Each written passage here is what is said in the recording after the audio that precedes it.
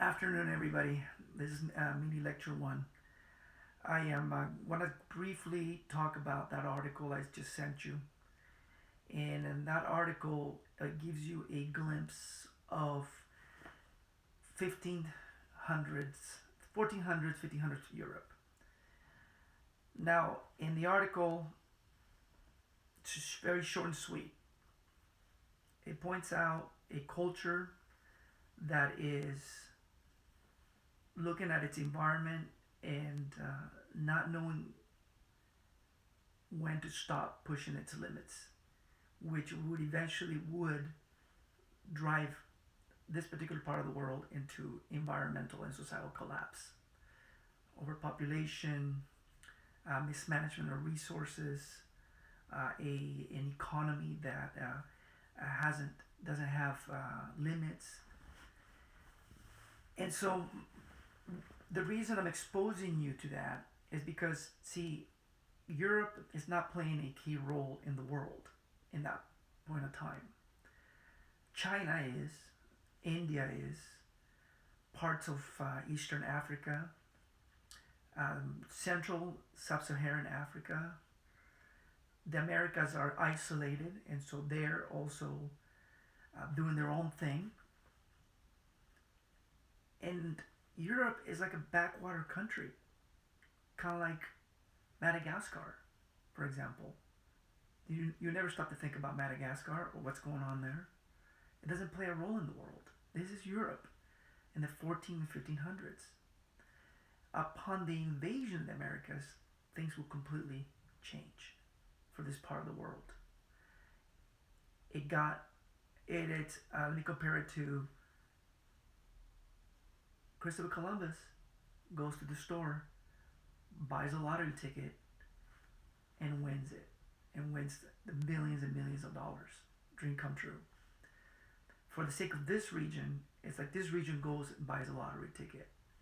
And by accidentally running into these continents, into this region, they open up these vast areas to transfer eventually the knowledge and the wealth from these areas to enrich this small part of the world. Now, the other thing I want you to focus on is this particular homework piece that I'm about to give you.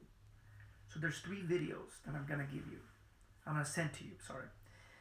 And in those 3 videos, you're going to be looking at just observing them, and then you're going to go ahead and pay attention to what you're seeing and what is provoking emotionally.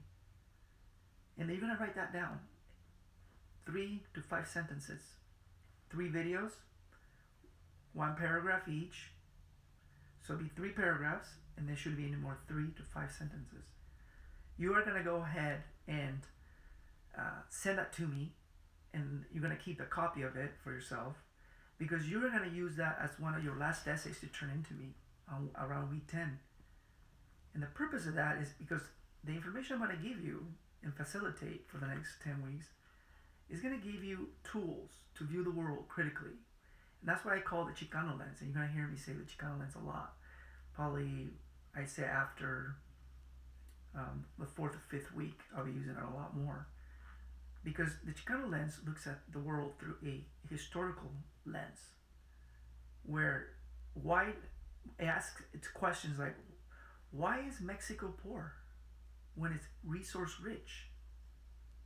And it's one of the places where many things have come out of that region because of its people's know-how that have enhanced the world. Why is Peru poor? Venezuela has the largest petroleum reserve in the planet. Why is it struggling? So hopefully the Chicano lens, through this information that I'm going to expose you to, is going to give you a glimpse as to why. It might seem complicated. Maybe most of us don't want to stop and think about that because it seems overwhelming, abstract, and complex. But it really isn't.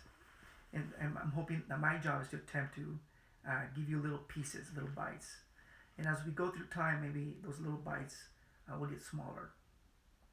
So this is going to be the first one. I know you haven't got the book yet. I'm assuming that you folks are working on getting the books.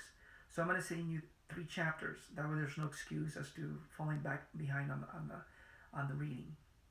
All right, let's take it away. Bye.